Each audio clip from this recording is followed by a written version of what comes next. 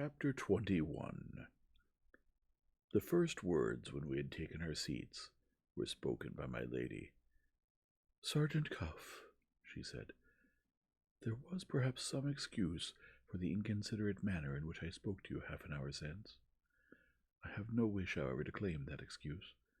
I say with perfect sincerity that I regret it if I wronged you." The grace of voice and manner with which she made him that atonement had its due effect on the sergeant. He requested permission to justify himself, putting his justification as an act of respect to my mistress. It was impossible, he said, that he could be in any way responsible for the calamity which had shocked us all, for this sufficient reason, that his success in bringing his inquiry to its proper end depended on his neither saying nor doing anything that could alarm Rosanna Spearman. He appealed to me to testify whether he had or had not carried that object out. I could and did bear witness that he had, and there, as I thought, the matter might have been judiciously left to come to an end. Sergeant Cuff, however, took it a step further, evidently, as you shall now judge, with the purpose of forcing the most painful of all possible explanations to take place between her ladyship and himself. "I have heard a motive assigned for the young woman's suicide," said the sergeant, "which may possibly be the right one. It is a motive quite unconnected with the case which I am conducting here. I am bound to add, however, that my own opinion points the other way. Some unbearable anxiety in connection with the missing diamond, as I believe, driven the poor creature to her destruction. I don't pretend to know what that unbearable anxiety may have been, but I think, with your ladyship's permission, I can lay my hand on a person who is capable of deciding whether I am right or wrong." "Is the person now in the house?" my mistress asked, after waiting a little. "The person has left the house, my lady." That answer pointed as straight to Miss Rachel as straight could be. A silence dropped on us which I thought would never come to an end. Lord, how the wind howled, and how the rain drove at the window, as I sat there waiting for one or the other of them to speak again. "Be so good as to express yourself plainly," said my lady. "Do you refer to my daughter?" "I do," said Sergeant Cuff in so many words. My mistress had her checkbook on the table when we entered the room, no doubt to pay the sergeant his fee. She now put it back in the drawer. It went to my heart to see how her poor hand trembled, the hand that had loaded her old servant with benefits, the hand that, I pray God, may take mine when my time comes, and I leave my place forever. "I had hoped," said my lady, very slowly and quietly, "to have recompensed your services, and to have parted with you without Miss Verander's name having been openly mentioned between us, as it has been mentioned now. My nephew has probably said something of this before you came into my room." "Mr. Blake gave his message, my lady, and I gave Mr. Blake a reason." "It is needless to tell me your reason. After what you have just said, you know as well as I do that you have gone too far to go back. I owe it to myself, and I owe it to my child, to insist on your remaining here, and to insist on your speaking out." The sergeant looked at his watch. "If there had been time, my lady," he answered, "I should have preferred writing my report instead of communicating it by word of mouth.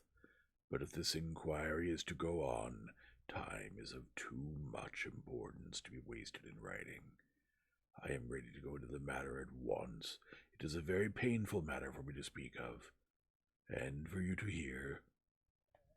There my mistress stopped him once more. "I may possibly make it less painful to you, and to my good servant and friend here," she said, "if I set the example of speaking boldly on my side. You suspect Miss Verinder of deceiving us all by secreting the diamond for some purpose of her own. Is that true?" "Quite true, my lady. Very well. Now, before you begin, I have to tell you, as Miss Verander's mother, that she is absolutely incapable of doing what you suppose her to have done. Your knowledge of her character dates from a day or two since. My knowledge of her character dates from the beginning of her life. State your suspicion of her as strongly as you please. It is impossible that you could offend me by doing so. I am sure beforehand that, with all your experience, the circumstances have fatally misled you in this case. Mind, I am in possession of no private information. I am as absolutely shut out of my daughter's confidence as you are. My one reason for speaking positively is the reason you have heard already. I know my child. She turned to me and gave me her hand. I kissed it in silence. You may go on, she said, facing the sergeant again as steadily as ever. Sergeant Cuff bowed. My mistress had produced but one effect on him. His hatchet face softened for a moment, as if he was sorry for her. As to shaking him in his own conviction, it was plain to see that she had not moved him by a single inch. He settled himself in his chair, and he began his vile attack on Miss Rachel's character in these words. I must ask your ladyship, he said, to look this matter in the face, from my point of view as well as from yours. Will you please to suppose yourself coming down here in my place, and with my experience, and will you allow me to mention very briefly what that experience has been? My mistress signed to him that she would do this. The sergeant went on. For the last 20 years, he said, I have been largely employed in cases of family scandal, acting in the capacity of confidential man. The one result of my domestic practice which has any bearing on the matter now in hand is a result which I may state in 2 words. It is well within my experience that young ladies of rank and position do occasionally have private debts which they dare not acknowledge to their nearest relatives and friends. Sometimes the milliner and the jeweler are at the bottom of it. Sometimes the money is wanted for purposes which I don't suspect in this case, and which I won't shock you by mentioning. Bear in mind what I have said, my lady, and now let us see how events in this house have forced me back on my own experience, whether I liked it or not. He considered with himself for a moment and went on, with a horrid clearness that obliged you to understand him, with an abominable justice that favored nobody. My first information relating to the loss of the Moonstone, said the sergeant, came to me from Superintendent Seagrave. He proved to know my complete satisfaction that he was perfectly incapable of managing the case. The one thing he said which struck me as worth listening to was this, that Miss Verinder had declined to be questioned by him, and had spoken to him with a perfectly incomprehensible rudeness and contempt. I thought this curious, but I attributed it mainly to some clumsiness on the superintendent's part, which might have offended the young lady. After that, I put it by in my mind and applied myself single-handedly to the case. It ended, as you are aware, in the discovery of the smear on the door, and in Mr. Franklin Blake's evidence satisfying me that this same smear and the loss of the diamond were pieces of the same puzzle. So far, if I suspected anything, I suspected that the Moonstone had been stolen, and that one of the servants might prove to be the thief. Very good. In this state of things, what happens? Miss Verinder suddenly comes out of her room and speaks to me. I observe 3 suspicious appearances in that young lady. She is still violently agitated, though more than 24 hours have passed since the diamond was lost. She treats me as she has already treated Superintendent Seagrave, and she is mortally offended with Mr. Franklin Blake. Very good again. Here, I say to myself, is a young lady who has lost a valuable jewel, a young lady also, as my own eyes and ears inform me, who is of an impetuous temperament. Under these circumstances and with that character, what does she do? She betrays an incomprehensible resentment against Mr. Blake, Mr. Superintendent, and myself.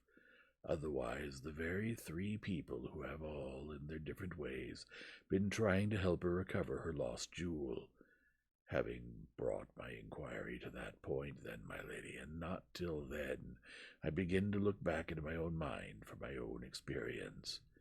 My own experience explains Miss Verender's otherwise incomprehensible conduct.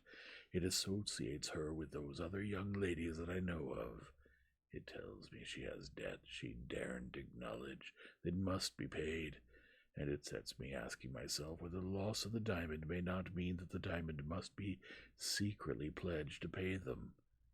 That's the conclusion which my experience draws from plain facts. What does your ladyship's experience say against it?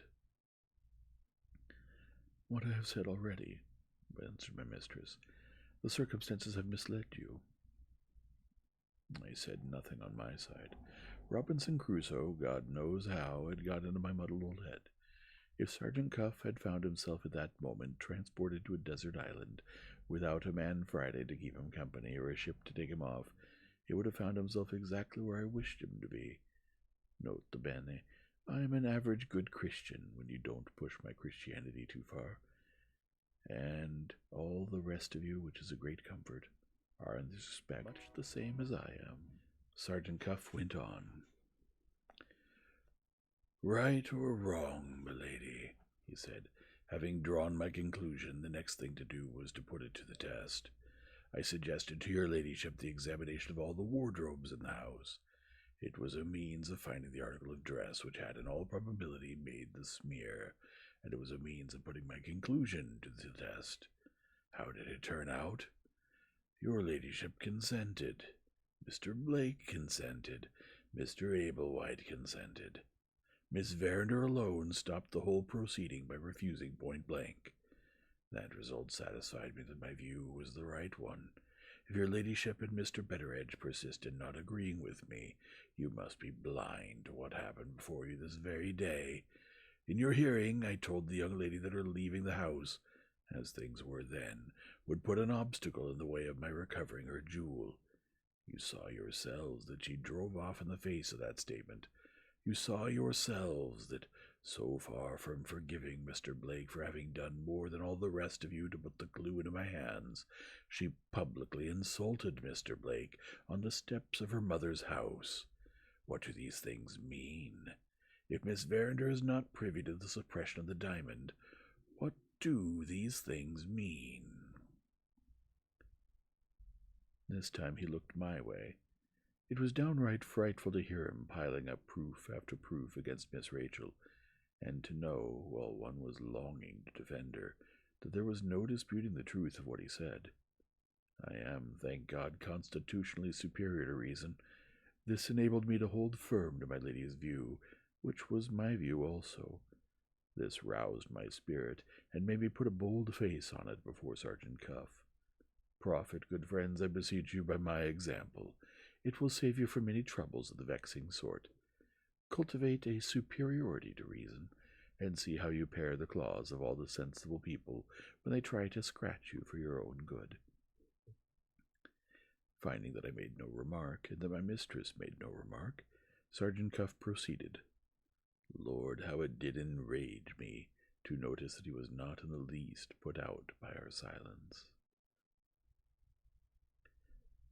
There's the case, my lady, as it stands against Miss Verender alone, he said. The next thing is to put the case as it stands against Miss Verender and the deceased Rosanna Spearman taken together. We will go back for a moment, if you please, to your daughter's refusal to let her wardrobe be examined.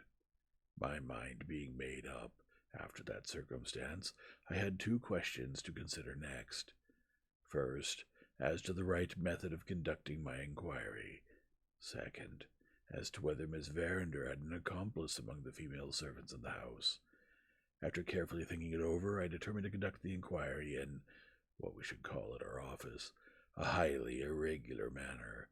For this reason, I had a family scandal to deal with, which it was my business to keep within the family limits.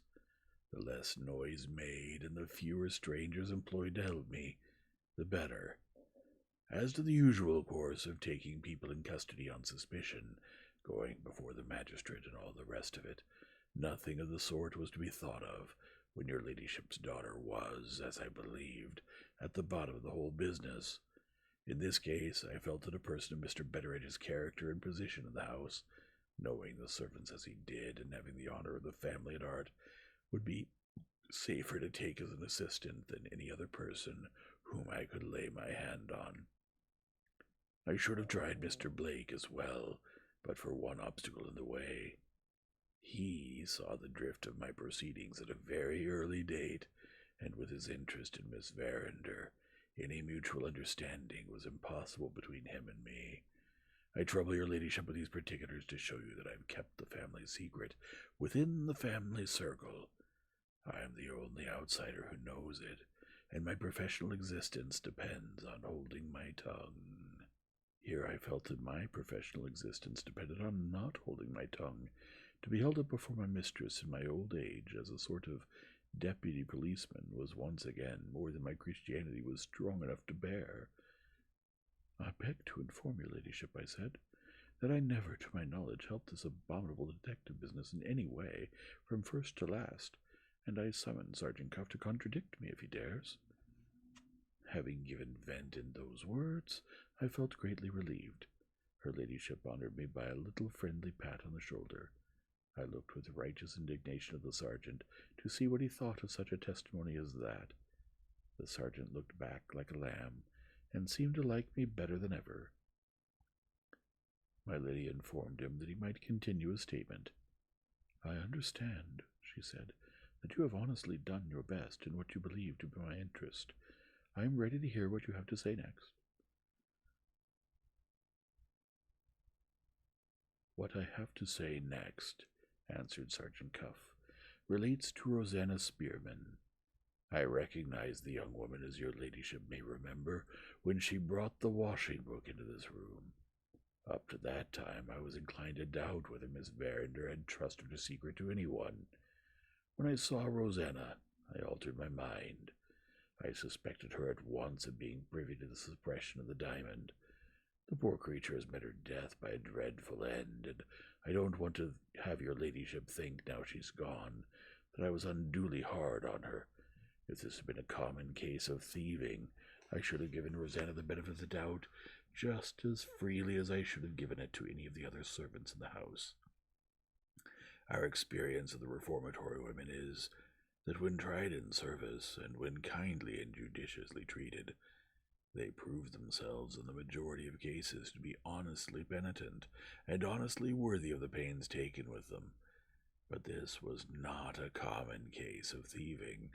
It was a case, in my mind, of a deeply planned fraud, with the owner of the diamond at the bottom of it. Holding this view, the first consideration which naturally presented itself to me in connection with Rosanna was this: would Miss Verinder be satisfied, begging your ladyship's pardon, with leading us all to think that the Moonstone was merely lost, or would she go a step further, and delude us into believing that the Moonstone was stolen? In the latter event, there was Rosanna Spearman, with the character of a thief, ready to hand, the person of all others, to lead your ladyship off, and to lead me off on a false scent. Was it possible, I asked myself, they could put his case against Miss Rachel and Rosanna in a more horrid point of view than this? It was possible, as you shall now see.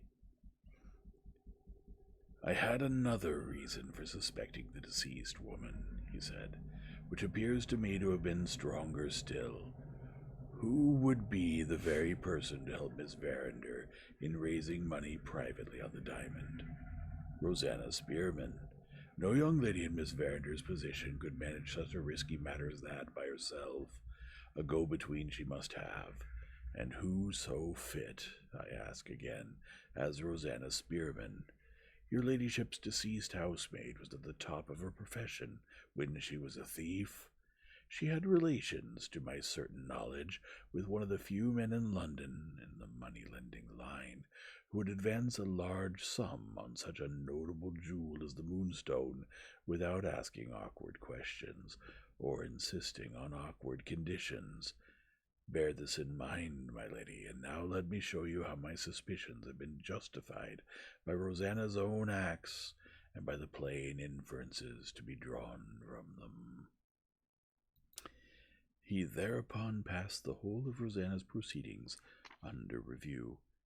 You're already as well acquainted with those proceedings as I am, and you will understand how unanswerably this part of his report fixed the guilt of being concerned in the disappearance of the Moonstone on the memory of the poor dead girl. Even my mistress was daunted by what he said now. She made him no answer when he had done. It didn't seem to matter to the sergeant whether it was answered or not. On he went, devil take him, just as steady as ever.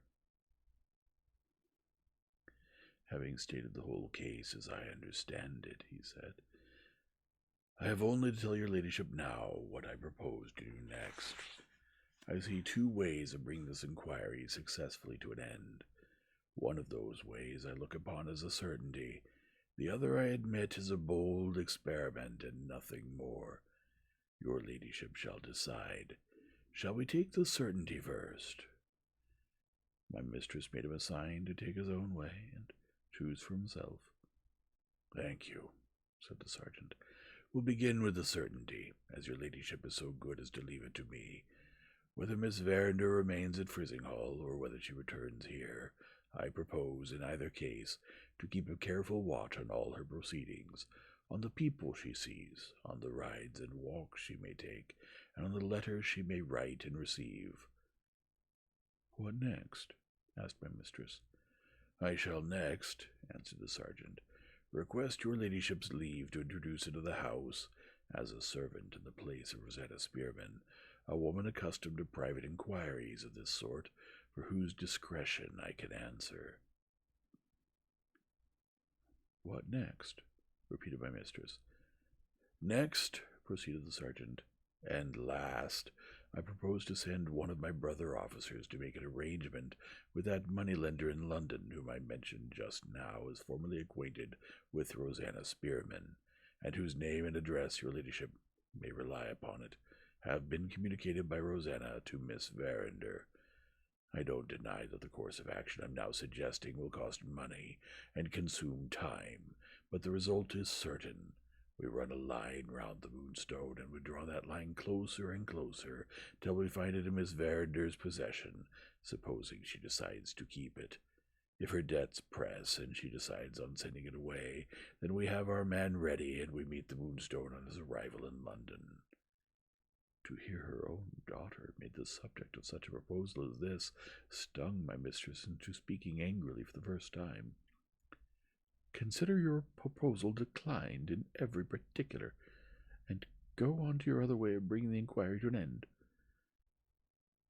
"My other way," said the sergeant, going on as easy as ever, "is to try that bold experiment to which I have alluded. I think I have formed a pretty correct estimate of Miss Verinder's temperament. She is quite capable, according to my belief, of committing a daring fraud, but she is too hot and impetuous in temper, and too little accustomed to deceit as a habit, to act the hypocrite in small things, and to restrain herself under all provocations. Her feelings in this case have been repeatedly got beyond her control, at the very time when it was plainly her interest to conceal them. It is on this peculiarity in her character that I now propose to act. I want to give her a great shock, suddenly, under circumstances that will touch her to the quick. In plain English, I want to tell Miss Verinder, without a word of warning, of Rosanna's death, on the chance that her own better feelings will hurry her into making a clean breast of it. Does your ladyship accept that alternative?" My mistress astonished me beyond all power of expression. She answered him on the instant. "Yes, I do." "The pony chaise is ready," said the sergeant. "I wish your ladyship good morning." My lady held up her hand and stopped him at the door. "My daughter's better feelings shall be appealed to, as you propose," she said, "but I claim the right, as her mother, of putting her to the test myself. You will remain here, if you please, and I will go to Frizinghall." For once in his life, the great Cuff stood speechless with amazement, like an ordinary man. My mistress rang the bell and ordered her waterproof things. It was still pouring with rain, and the close carriage had gone, as you know, with Miss Rachel to Frizinghall. I tried to dissuade her ladyship from facing the severity of the weather. Quite useless. I asked leave to go with her and hold the umbrella. She wouldn't hear of it. The pony chaise came round with the groom in charge. You may rely on 2 things, she said to Sergeant Cuff in the hall. I will try the experiment on Miss Veringer as boldly as you could try it yourself, and I will inform you of the results, either personally or by letter, before the last train leaves for London tonight. With that, she stepped into the chaise, and taking the reins herself, drove off to Frizinghall.